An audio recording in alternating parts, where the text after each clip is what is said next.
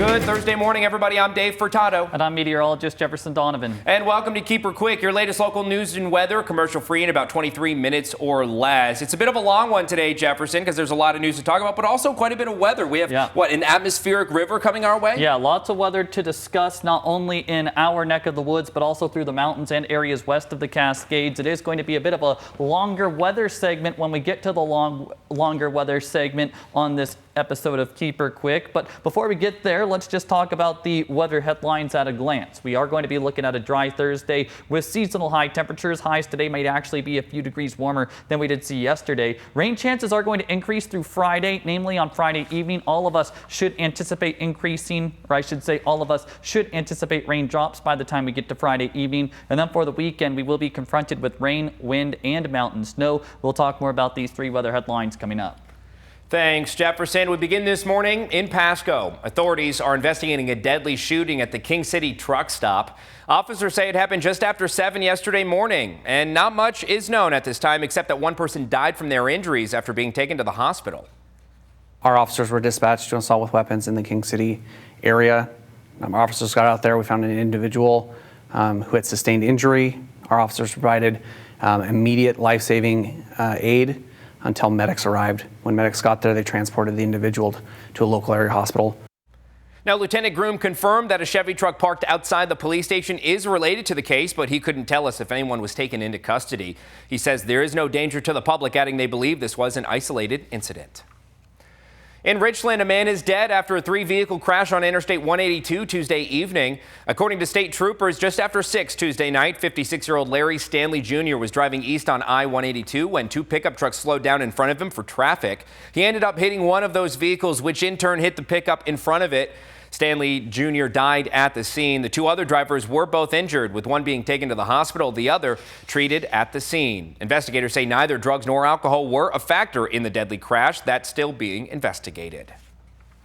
A Yakima man is heading to federal prison for the next 2 decades after pleading guilty to having and attempting to produce child pornography. Richland police say the investigation dates back to early 2021 when investigators found online activity involving a child in Javafante Jerome Joe's care. The investigation led to the discovery of videos and pictures of child sex abuse at the man's home. Joe pleaded guilty in 2024 and was sentenced earlier this month. After his 20 years behind bars, 5 years of supervised release will kick in. He'll also have to pay the victims $3,000 in restitution. A White Swan woman was sentenced to 25 years in federal prison for the murder of Destiny Lloyd. Tashina Stacy Sam pled guilty to second-degree murder in Indian country in June of last year. Prosecutors allege Sam struck Lloyd in the head several times with a wrench after robbing her on Christmas 2017. Lloyd's body was found a few days later on December 29th off of Marion Drawn and Harrow Roads. In addition to the 25-year sentence, Sam will also spend 5 years on supervised release. And a Yakima man is also heading to prison for 25 years for stabbing a man to death in June of last year. Felipe Rafael Robles Jr. pled guilty to the murder of Joshua Hilmer on October 16th. On June 7th, 2024, Yakima police responded to the 1900 block of Bogus Lane for reports of a stabbing. Police found Hilmer on the ground covered in blood with stab wounds, and he was pronounced dead at the scene. Hilmer's daughter told YPD that she and her father were inside their travel trailer when Robles came in without permission. Robles began swinging a knife at her, causing minor injuries when Joshua Hilmer came to her aid. Robles then stabbed Hilmer repeatedly as his daughter ran to the neighbor's house and called 911. And sticking in the courtroom this morning, in 2026, public defenders will begin to see a decrease in the maximum misdemeanor caseloads they can take on. This is part of a 10-year plan which will gradually reduce the case numbers year by year. The previous maximum was 400 cases per year, and now that number will decrease by 10% annually until 2036, when the case cap will be 120. With the Yakima Valley already having an attorney shortage, this new law will force attorneys to pick and choose what is deemed a more important misdemeanor. We spoke with local attorney Troy Lee, who explained the process of choosing between cases. Unless something happens with the attorney shortage, you're going to have places just basically stuck filing. Domestic violence assaults and DUIs are kind of the most serious misdemeanors that a misdemeanor attorney deals with and a misdemeanor prosecutor's unit deals with. And so you're probably just going to see those filed. I would probably suspect criminal trespasses, shoplifts, those types of things start going away. Now, for more information on the misdemeanor caseload decrease, you can visit the Washington State Supreme Court website. There, you can find the arguments for both sides. Switching gears this morning, the investigation into former Sunnyside City Manager has been publicly released by the city. The report, which redacts many names and does not mention Mike Gonzalez, outlines 7 allegations that the investigator deemed as either unfounded or a duplicate of other allegations. They are as follows: false accusations and harassment, surveillance and intrusion, undermining administrative procedures. Now, the 4th allegation is labeled as hostility in meetings and executive sessions. This allegation was labeled as a duplicate of others in its conclusion. Continuing on, though, allegations include disruption and abuse of city resources, defamation and reputation harm. And finally, Councilmember Hancock refuses to call redacted by his legal name. Again, many of the names are redacted in the report, and despite the report being labeled as about Mike Gonzalez, his name is only mentioned 3 times and twice in the copy of the press release.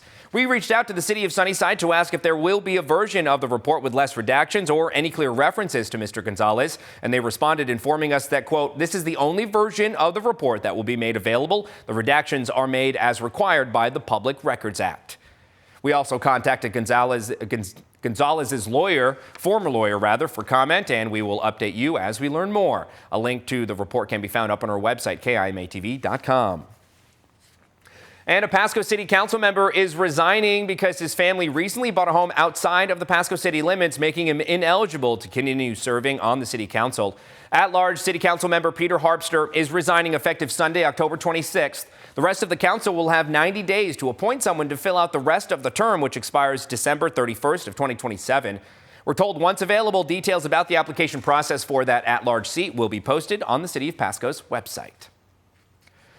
On to some more election coverage this morning. A dozen days to go until the November general election. And yesterday we caught up with Felicia Gonzalez, who is running for Yakima City Council District 2. She told us that she's hoping to use her skills to streamline communication across the council. Some of my most unique traits is having had an education in both psychology and communication and advocacy studies. So I've studied the ways in which, as a society, we've decided to push our issues forward to get change to happen, and how it is to best communicate with one another to just change messages, or change perceptions, and push messages forward so our community can be best informed. I think that letting the community know what services are available and what the city is doing for them, what they're hosting, any upcoming events, and how to be best connected to get their issues solved. Now, Ms. Gonzalez's opponent in this race, Manny Ruiz, has not yet responded to our request for an interview. We also caught up with Ross Ogan, who is running for position 1 fire commissioner in Kittitas County Fire District 2. He told us that his family's history in the fire service and his time as a business owner can help bring a community-first approach. So I bring out that I've been a lifelong resident, 40 years living in Kittitas County. I've been a part of the fire department for 23 years now as a volunteer. The fire service runs in my family's blood, back from where our family's from in Chelan County. I mean, my grandpa was a fire commissioner for many years. He was a volunteer. My uncle also a volunteer for many, many years. So the fire blood just runs deep in our family. And I feel that I can bring forth, as being a 4th generation business owner whose family's been in business for over 100 years, that is truly vested in the community and has a community first thought at heart, is where my decisions will always be. What is best for our community? Now, the full interview with Mr. Ogan, his opponent in this race, Andrew Pollack, Ms. Gonzalez, and all of the other candidates we spoke to so far are available up on our YouTube channel. Videos and pictures from the State Patrol and WashDOT show the extensive damage to a freeway overpass that is shut down westbound I-90 in Kittitas County. A truck hauling an oversized load hit the Bullfrog overpass just west of Cle Elum Tuesday evening, and Como's Lan Wen reports on the effort to get things back open. A mangled mess of debris left behind after a semi carrying an oversized load struck the Bullfrog overpass on westbound I-90 near Cle Elum. Though there's a detour in place using exit 80, it will likely cause significant delays, and WSP is asking drivers to plan ahead. We're told WashDOT has a bridge specialist coming out to assess the damage and determine a timeline for repairs. In the meantime, Governor Bob Ferguson says he's meeting with his team to put together an action plan, but says this will be a significant challenge for drivers in the region. An overheight truck, as you know, came through and did significant damage to this bridge. It was just last week Governor Ferguson was at the White River Bridge announcing its reopening, months after a truck struck that bridge, shutting down the lifeline between Enumclaw and Buckley for months. Overheight strikes like the one we experienced, they're preventable. The White River Bridge is now back open with additional warning signs, and WashDOT is looking into installing an advanced warning system there to prevent this in the future. There is no option that prevents everything 100%, but we're looking at systems that will flash warnings ahead of time when they read. We have looked at systems where they have warning bumpers ahead. According to WashDOT, the multi-million-dollar repair cost for the White River Bridge is eligible for federal reimbursement, and they're looking to recoup the costs. As far as consequences for the driver responsible for striking the latest bridge over I-90, WSP says that is still under investigation. Como's Lan Wen, thank you. And the timeline for reopening the area is still unclear, but WashDOT's WSP says it could be days. And as fire season comes to a close, we take a look back on the impacts on Washington State and if any more fires could still be on the way. As meteorologist Jake Stevenson reports, this year's fire season was marked by severe drought and a warmer than average summer. We came into this season with a significant amount of resources, both air and ground. We staggered those resources throughout the state to be able to quickly get on these fires. As a result of the DNR's strategy of staggering its resources, the number of total fire ignitions increased. However, the amount of fires that spread into larger events was reduced, even with warmer and drier conditions present. This year, DNR did predict an above normal fire season, and I think the statistics will bear that out for this season. We have burned below what we would consider our 10-year average, but will likely burn more acres than last year when all is said and done. But as we near the end of the season, are many more fire ignitions on the way? We may see a few minor ignitions as we begin to close out the season, but as far as large, costly fires emerging on the landscape, we've passed that point of the season now. As of now, wildfires have claimed in total over 250,000 acres across the state, with the Bear Gulch, Wildcat, Sugarloaf, and Labor Mountain fires the biggest offenders. As Ryan mentioned, this burn area is below the 10-year normal, but still large enough that an above-average year will enter the books. Upwards of 120,000 acres are still burning in the state of Washington, but with 75% of that land actively contained, the end is in sight, especially with soaking rain in the forecast this weekend. For Action News, I'm Jake Stevenson. Meteorologist Jake Stevenson, thank you. Now, Jefferson, Jake, as he mentioned, is going to be quite a wet week. And yes. I know one of the words you say is whether it's going to be a deluge situation or not. That's one of the phrases you use. Is that indicative of what we could expect today or this weekend, a deluge situation? This weekend, yeah, at times at least. We are going to be looking at some stratiform precipitation across the forecast area. We are going to be looking at some potential heavy rain at times. And we are going to be tracking mountain snow too. There's a lot to get to, so let's talk about all of that. First, today, we're not going to be looking at any kind of active weather. In fact, we are going to be looking at a fair amount of clouds overhead, but that is about the only weather concern. High temperatures today are actually going to be a few degrees warmer than we have seen over the last couple of days. Highs will reach the mid to upper 60s in the Tri-Cities today. Look for low to mid 60s in the Yakima Valley, upper 50s to low 60s today in the Kittitas Valley, with mid to upper 60s for the Blue Mountain foothills. Again, outside of clouds overhead, it will be a fairly nice weather day, all things considered. Now let's jump into the Storm Tracker Futurecast to talk about that rainfall to come this weekend. As we go into Friday, namely Friday evening, we will all be looking at precipitation in our forecast area. What I do want to note is that for the western portion of our viewing area, including Yakima and Ellensburg, we could see precipitation starting as soon as late this afternoon, or excuse me, late tomorrow afternoon, but the rest of the region will hold off on that precipitation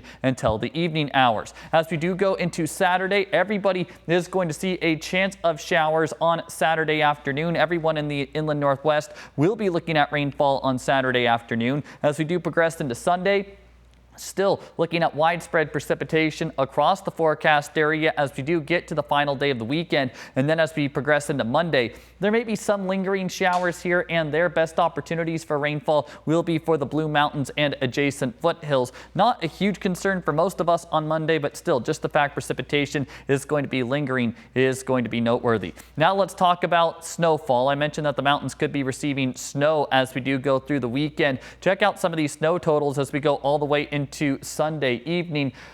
White Pass could be looking at up to around 10 inches of snow through the weekend. We could see up to around half a foot of snow over Snoqualmie Pass, with up to around half a foot of snow, if not just over half a foot of snow over Stevens Pass. In terms of when the snow is going to occur, well, for White Pass, we could be looking at snow on both Saturday and Sunday. As we look at Snoqualmie Pass and Stevens Pass, most of that snow is just expected on Sunday. Do anticipate wintry driving conditions if driving through the Cascades as we do go through this weekend.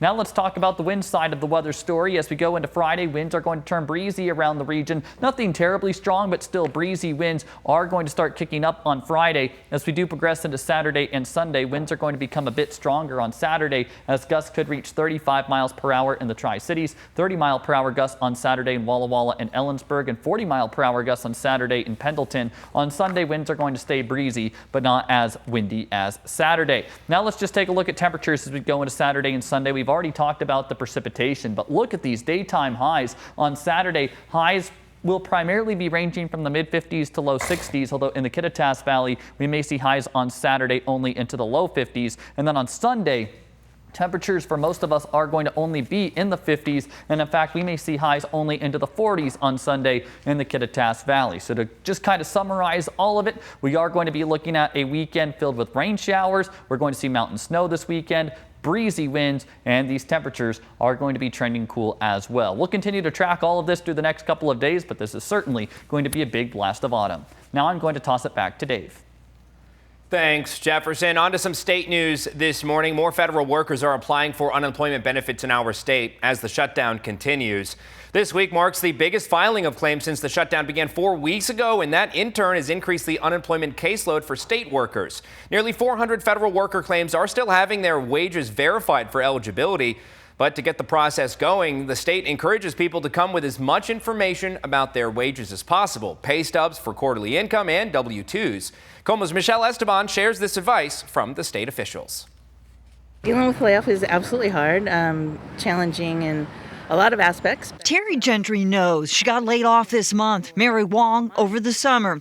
Despite her own struggle, Wong feels for federal workers. Especially because theirs was so abrupt. No one knows when it will end. Until then, no payday. It's not fair. It doesn't seem fair at all. There are 80,000 federal workers in our state. Most of the impacted federal workers got their last paycheck October 10th. According to the state, more of those federal workers are applying right now for unemployment benefits here. And that uptick is adding to a, quote, increasing unemployment case workload for employment security. Some federal workers are afraid to be identified told KOMO of long hold times or delays with their claims. A spokesperson for the Employment Security Division told me despite more claims, there is zero backlog. But there is one hiccup. The state says federal workers who have a limited wage information, such as no W-2 or fewer pay stubs, force the state to verify their information, which is a challenge in the midst of a government shutdown. The state says the more information, the faster the process. I would say it was a smooth experience. It was an immediate response to, I did everything online. So far, the state has received 1,625 federal worker applications for benefits, 411 claims paid, 377 pending, 514 applied, and 323 other issues still being verified. It can be daunting and life-changing. Swimming in the South, even now? Yeah, I'm trying. And even this moment I was thinking to do that. Go today? Yeah. Julio is looking for work too, but says the uncertainty has forced him to appreciate more. When I go out and feel like wow, with energy, and I feel like I'm blessed, I feel like I'm alive. I feel like we are more than things. Michelle Esteban, KOMO News. Michelle Esteban, thank you. Now, there is a virtual webinar happening today available for federal workers from 1 to 2:30, and there is also a list of financial resources for workers. We'll have links to those items pinned in the comments of this morning's Facebook post. And meanwhile, the U.S. gross national debt has surpassed $38 trillion for the first time ever. That's according to the Treasury Department data. This as the federal government shutdown is now in its second longest in U.S. history, spanning into day 2023, rather. Government shutdowns can boost the national debt because they delay economic activity and postpone fiscal decisions. Leaders with the Congressional Budget Office say the longest shutdown in U.S. history, the 35-day stalemate during President Trump's first term, cost the economy an estimated $11 billion. The Trump administration insists its policies will shrink the nation's deficit. A recent survey from the nonpartisan Peterson Foundation showed that 81% of voters believe the national debt is an issue of concern. And a little bit closer to home, a local nonprofit is upgrading to a $3 million facility to invest more into youth mental health. That's the Lutheran Community Services. And they're moving into the old Amazon building in Kennewick. The new building will give them 38,000 square feet of space, which will feature more break rooms, space for all staff meetings, and areas to host more family events. To show that to the community and to our clients, and to be able to welcome everyone in and be able to show this new space, because it is something that we'll be very proud of, and especially be able to show the community that this is an investment in youth mental health. Now, the new building is expected to be finished by August of next year. They do plan on inviting the community for a grand opening, though they are still in need of money to invest into the new building. If you would like to help, visit our website, KEPRtv.com. Last week, the Natchez Town Council met with the Friends of Natchez Library Coalition to discuss the new YVL contract and possibly sign it before the October 24th deadline. Though town leaders did not sign the contract, meaning as of right now, Natchez will not have a library next year. One of the main issues from the council is how the Yakima Valley Libraries handled the contract negotiations by being unwilling to compromise, they say. The council wants to know the Friends of Natchez Library Coalition have future plans in place and if they've gone door to door. A petition now has over 610 signatures, and the organization is gaining momentum in receiving their 501c3 status. If you do want to help the Friends of the Natchez Library Coalition, you can do so by contacting council members and voicing your concerns, as well as support for local libraries.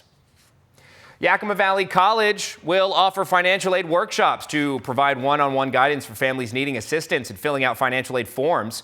YVC will host 7 workshops, with the first being held next Wednesday, October 29th.